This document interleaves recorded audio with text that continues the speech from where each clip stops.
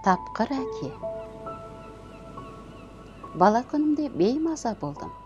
Сұрақтарым таусылмаушы еді. Әкемнің қасынан шықпайтынмын. Ол мені әр нәрсеге баулайтын.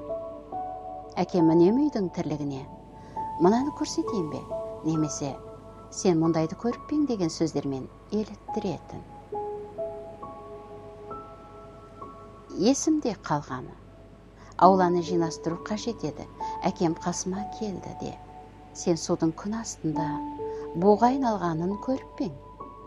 Көрмедің бе? Жүр көрсетем» деді. Аулаға шықтық. Әкем шелектегі суды аулаға сыдықтатып сеуіп шықты. «Бірнеше минут күтейік, қазір бәрі кеуіп кетеді» деді. «Ал, күткенше тек тұрмай сыпырып тастайық, Сен оң жақтан баста, мен сол жақтан. Кім жақсы сыпыратынын байқайық. Мен ауланы сыпыруға алданамын.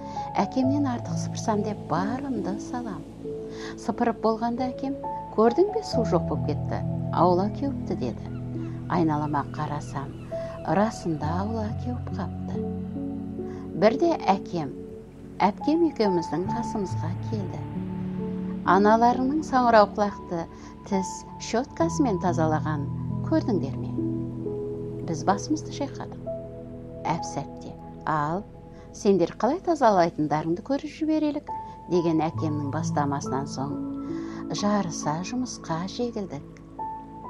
Дастарханда тау болып еліп жатқан саңырауқұлақты үшеулеп лезде тазалап тастадық. Арамшөптің тамыры қандай ұзын болатынын көргің келеме дейтін де жұла бастайтын. «Міне қара». Сәлден соң «Жоқ, олай жылмайды, бұлай істе» деп ақылын айтып отыратын. Содан мен жан таласып білек сыбана кірісемін. Бақшаның арамшөбін тегіс жұлып тастағанымды байқамай қалам. Есейген кезде әкемнің бұл айлакерлігін 10 жасымда түсініп қойғанымды айтып, бір күліп алған ек. Уақыт зымырап өтіп жатты. Кейін 20 жасымда әкем мені басқаша алдайтын болды.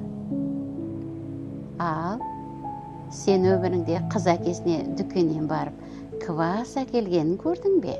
деп әзілдейтін. «Көрдім әке, бара жатырмын» дейтінмін. Бала күнімді еске алып,